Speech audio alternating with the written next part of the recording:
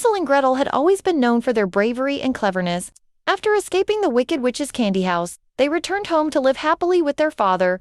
Life in the little cottage was peaceful, but adventure always seemed to find its way back to them. One bright morning, while helping their father gather firewood, Hansel noticed something strange, a trail of shimmering silver leaves leading deeper into the forest. The trees around them whispered softly, their branches swaying, even though there was no wind. Gretel, always the cautious one, placed a hand on her brother's arm. "Hansel, do you hear that?" she whispered. Hansel nodded, his curiosity piqued. "It sounds like the trees are calling our names."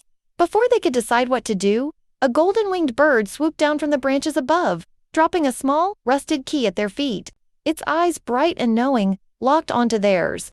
"The forest needs you," it chirped in a voice as clear as a bell. Then, in a blink, it was gone. Hansel and Gretel exchanged excited glances. This was the start of another magical adventure. Following the glowing path, they arrived at an ancient, hidden cottage covered in ivy and wildflowers. But something was different. This cottage was floating slightly above the ground, its wooden walls humming with a soft, musical sound. The door had no handle, only a keyhole that pulsed with a golden light. Gretel hesitated. "Are you sure about this?" Hansel grinned and held up the key. Only one way to find out. With a deep breath, he placed it inside and turned. The door creaked open, revealing a room filled with enchanted objects, flying books, bubbling potions, and a mirror that didn't show their reflection, but instead, a swirling vision of a darkened forest.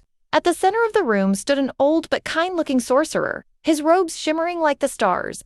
His long silver beard nearly reached the floor, and his eyes twinkled with wisdom.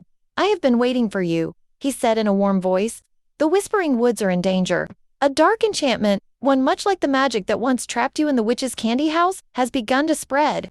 If nothing is done, the forest will fall silent forever." Gretel gasped. "Silent? But the trees," they whispered. The sorcerer nodded solemnly. "Not for much longer. A powerful force is stealing their voices. Soon, the magic of the forest will fade, and with it, all the creatures who call it home." Hansel straightened his shoulders. "Tell us what we need to do." Armed with only their clever minds, courage, and a small glowing stone gifted by the sorcerer, the siblings set off deeper into the woods. The path was lined with ancient trees, their bark carved with symbols that pulsed with a dim, fading glow. The air felt heavy, as if the forest itself was holding its breath. As they walked, a deep, echoing voice rumbled through the trees. "Turn back, children!" Hansel and Gretel froze. The voice came from a towering tree with eyes that gleamed like amber. "We cannot," Gretel said bravely. "The forest is in danger. We must stop the enchantment." The tree's branches creaked. "Then answer me this. What can be given to all, yet never runs out?"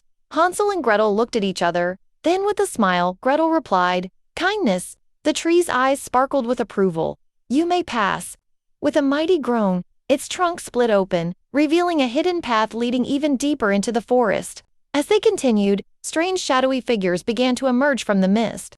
These creatures had no faces, only glowing blue eyes that flickered like candle flames. They whispered in eerie voices, their words weaving into a strange hypnotic lullaby.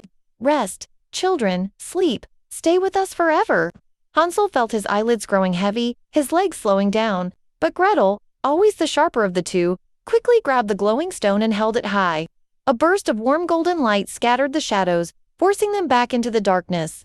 "We must keep going," she urged, pulling Hansel forward before the creatures could return. At last, they reached a clearing where an enormous tree stood. Its trunk twisted and dark, its branches completely so silent. At its base lay a silver chest, locked tight with glowing red chains. Hansel knelt beside it. "This must be what's holding the forest's magic." Gretel examined the lock. "But how do we open it?" Then a familiar voice whispered through the air. "Only an act of true selflessness can break the spell." Hansel thought for a moment, then slowly removed the glowing stone from his pocket. "The sorcerer gave this to us to protect ourselves, but maybe the forest needs it more." Without hesitation, he placed the stone against the lock.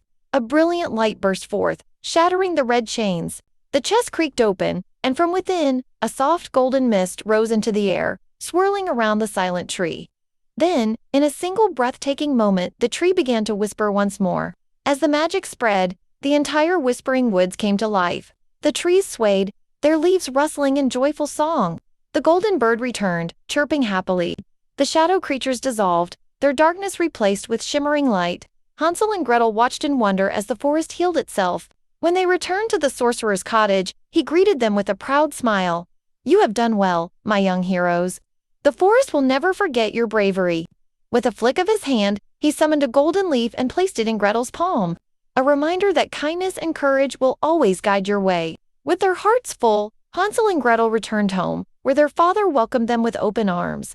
That night, as they lay in their cozy beds, they could still hear the soft whispers of the trees, a song of gratitude, carried by the wind. And though their adventure had ended, they knew one thing for certain: the magic of the forest would always be with them. The end.